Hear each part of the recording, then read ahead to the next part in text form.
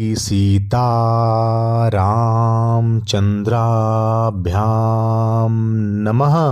श्रीमद्वाल्मीकि रामायण बालकांड 41वां सर्ग।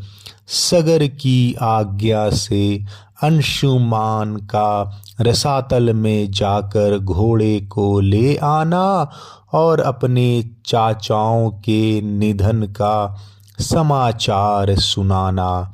रघुनंदन, पुत्रों को गए बहुत दिन हो गए, ऐसा जानकर राजा सगर ने अपने पौत्र अंशुमान से, जो अपने तेज से दिदीप्यमान हो रहा था, इस प्रकार कहा।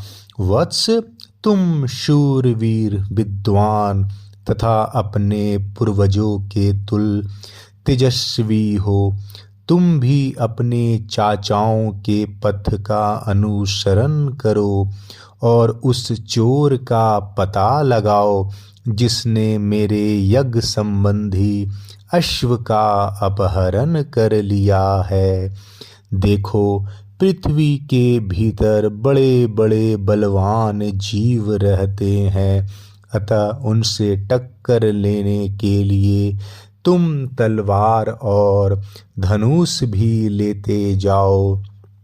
जो वंदनीय पुरुष हो उन्हें प्रणाम करना, और जो तुम्हारे मार्ग में विघ्न डालने वाले हो उनको मार डालना। ऐसा करते हुए सफल मनोरथ होकर लौटो और मेरे इस यज्ञ को पूर्ण कराओ।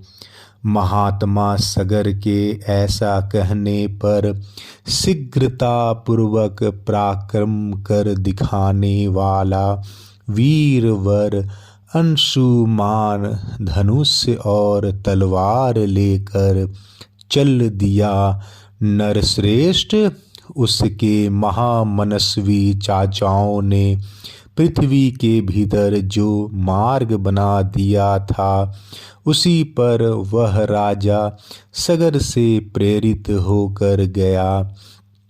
वहाँ उस महातेजस्वी वीर ने एक दिग्गज को देखा, जिसकी देवता, दानव, राक्षस, पिशाच, पक्षी और नाग सभी पूजा कर रहे थे। उसकी परिक्रमा करके कुशल मंगल पूछकर अंशुमान ने उस दिग्गज से अपने चाचाओं का समाचार तथा अश्व चुराने वाले का पता पूछा। उसका प्रश्न सुनकर परम बुद्धिमान दिग्गज ने इस प्रकार उत्तर दिया। असमंज कुमार, तुम अपना कार्य सिद्ध करके घोड़े सहित शीघ्र लौट आओगे।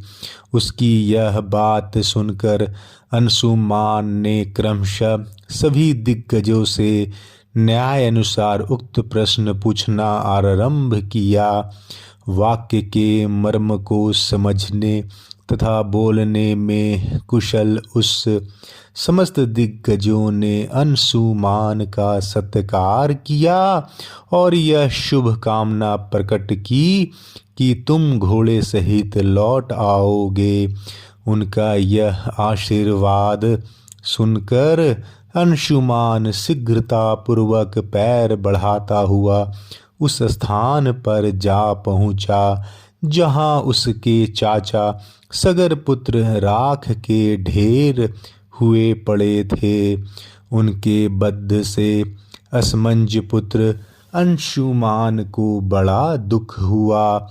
वह शोक के वशीभूत हो अत्यंत आर्त भाव से फूट फूट कर रोने लगे। दुख शोक में डूबे हुए पुरुष सिंह अंशुमान ने अपने यज्ञ संबंधी अश्व को भी वहाँ पास ही चरते देखा। महातेजस्वी अंशुमान ने उस राजकुमार को जलांजलि देने के लिए जल की इच्छा की किंतु वहाँ कहीं भी कोई जलाशय नहीं दिखाई दिया। श्री राम तब उसने दूर तक की वस्तुओं को देखने में समर्थ अपनी दृष्टि को फैलाकर देखा। उस समय उसे वायु के समान वेगशाली पक्षी राज गरुड़ दिखाई दिए, जो उसके चाचाओं सगर पुत्र के मामा थे। महाबली विंतानंदन गरुड़ ने अंशुमान से कहा, पुरुष सिंह शोक न करो, इन राजकुमारों का वध संपूर्ण जगत के मंगल के लिए हुआ है। विद्वान अनंत प्रभावशाली महात्मा कपिल ने इन महाबली राजकुमारों को दग्ध किया है। इनके लिए तुम्हें लौकिक जल की अंजलि देनी उचित नहीं है। नरश्रेष्ठ महाबाहो, हिमवान की जो ज्येष्ठ पुत्री गंगा जी है, उन्हीं के जल से अपने इन चाचाओं का तर्पण करो। जिस समय लोक पावनी गंगा राख के ढेर होकर गिरे हुए उन 60,000 राजकुमारों को अपने जल से आप्लावित करेंगी, उसी समय उन सब को स्वर्ग लोक में पहुंचा देंगी। लोक कामनीय गंगा के जल से भीगी हुई यह भस्म राशि इन सब को स्वर्ग लोक में भेज देंगी। महाभाग पुरुष प्रवर वीर, अब तुम घोड़ा लेकर जाओ और अपने पितामह का यज्ञ पूर्ण करो। गरुड़ की यह बात सुनकर अत्यंत पराक्रमी महातपस्वी अंशुमान घोड़ा लेकर तुरंत लौट आया। रघुनंदन यज्ञ में दीक्षित हुए राजा के पास आकर उसने सारा समाचार निवेदन किया और गरुड़ की बताई हुई बात भी कह सुनाई।